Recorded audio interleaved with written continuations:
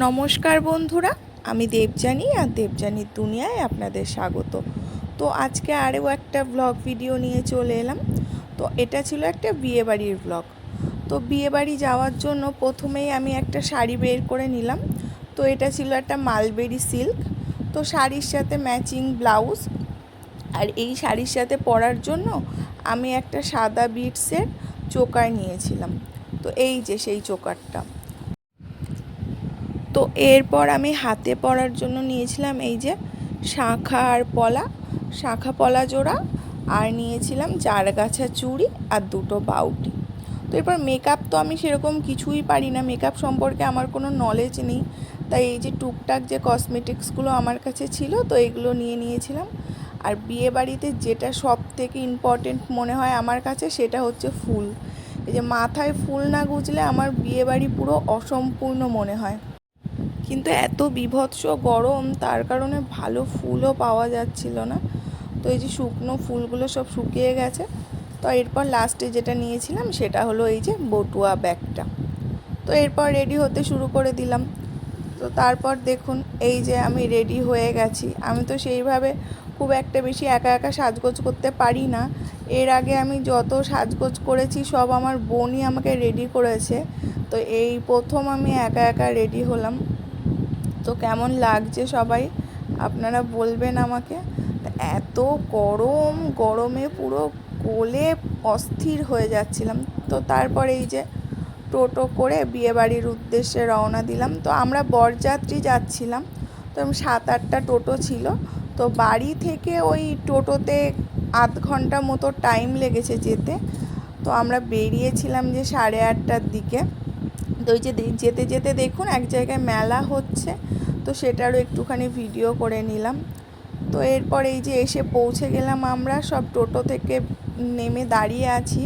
তো এখান থেকে কিছুটা দূর আমাদের হেঁটে যেতে হবে, সেখানটায় আর কি টোটো যাবে না, রাস্তাটা একটু খারাপ, গ্রামের দিকের রাস্তা। তো এই যে আমরা দাঁড়িয়েছিলাম সবাই এক জায়গায় হব, তারপরে যাওয়া শুরু করব আর কি। তারপরে এই দেখুন সবাই বিয়েবাড়ির উদ্দেশ্যে হাঁটা লাগিয়েছি আমরা। এই যে বিয়েবাড়ির গেটের আলো দেখা যাচ্ছে, যে লাইটিং আমরা দেখতে পাচ্ছি, আর ভিডিও করে করে যাচ্ছিলাম। তো এই যে প্রায় বিয়েবাড়ির গেটের মুখোমুখি চলে এসেছি আমরা, সব লোকজন ঢুকছে। তো এরপর আমাদেরও ঢোকার পালা।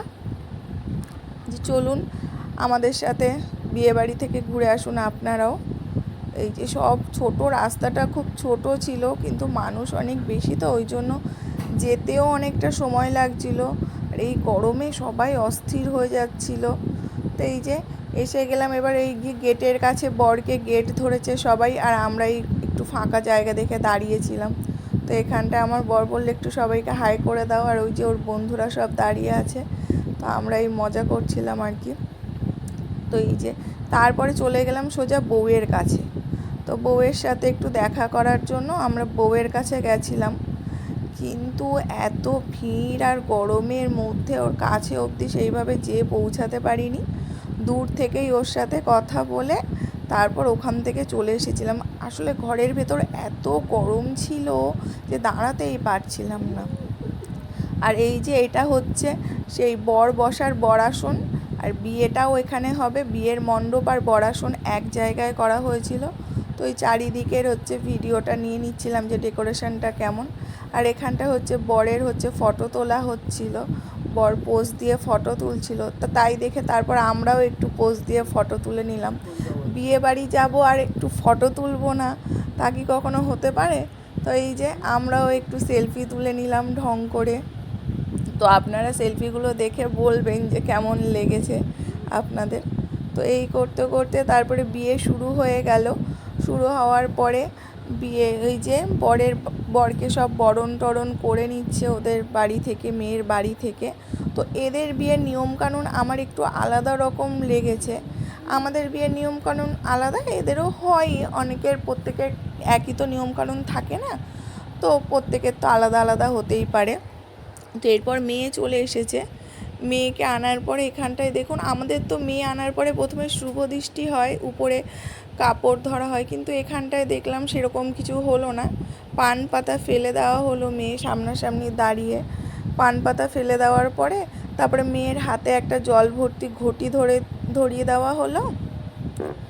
আর মেয়ে কী করলো, তারপরে ওই ঘটি নিয়ে দেখলাম যে ছেলের চারপাশে মানে জামাইয়ের চারপাশে ঘুরছে আর ওর পায়ে জল দিচ্ছে আর প্রণাম করছে।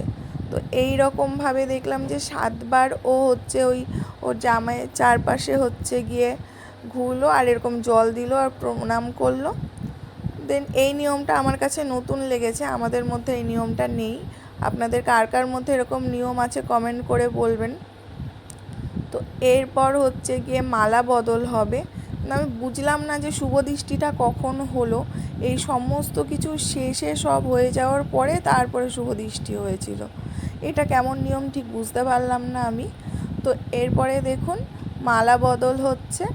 আর এই গরমে মানে বর কনে তো অস্থির হয়ে যাচ্ছিলো, মানে আমরাই অস্থির হয়ে যাচ্ছিলাম। সেখানটায় ওরা তো এত সাজগোজ সারাদিন উপোস করে এক জায়গায় বসে থেকে ওদের যে কতটা কষ্ট হচ্ছিল সেটা তো ধারণাই করতে পারছেন, কারণ যা গরম পড়ছে এখন মানে সহ্য করার বাইরে। আর এখানটায় মানে যে কোণে সে খুব অস্থির হয়ে পড়ছিল। তো এবার মালা বদলের পরে হচ্ছে ওদেরকে এক জায়গায় দাঁড় করিয়ে ওদের মধ্যে এরকম নিয়ম আছে নাকি এরকম করে বরণ করা হয়। তো কনের কাকি না পিসি কেউ একজন হবে, এরকম করে মেয়ে জামাইকে বরণ করে নিচ্ছিল। তো আমরাও দাঁড়িয়ে দাঁড়িয়ে দেখছিলাম। তো এত গরম এখানে বেশিক্ষণ দাঁড়াতে পারিনি। এর মাঝখানে আমরা বাইরে গিয়ে একবার ঠান্ডা জল আর ফুচকা খেয়ে এসেছিলাম। তো এখন রাত অনেক বেজে গেছিলো, মানে 11:30টার বেশি। তো তারপর আমরা কি করলাম, খেতে চলে গেছিলাম। তো এখানে দেখুন সবাই খেতে বসে গেছি আমরা, বেশিরভাগ সবাই বরযাত্রীরাই খেতে বসেছিল। তো এরপর যে সবাইকে দেখাচ্ছি এরপর একটু নিজেদেরও দেখিয়ে দিই বলে এই যে নিজেদের দেখাচ্ছিলাম আমরা দুজন বসে বসে। তখনও আর কি খাবার দেয়নি। তো এরপর খাওয়া দাওয়া করে গিয়ে দেখছি যে বিয়ে কমপ্লিট হয়ে গেছে ওদের।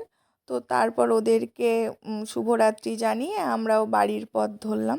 তো বিয়েবাড়ি তো আমাদের খুবই ভালো লেগেছে, আমরা তো খুবই এনজয় করেছি। আপনাদের ভিডিওটা কেমন লাগলো সেটা কিন্তু অবশ্যই কমেন্ট করে জানাবেন।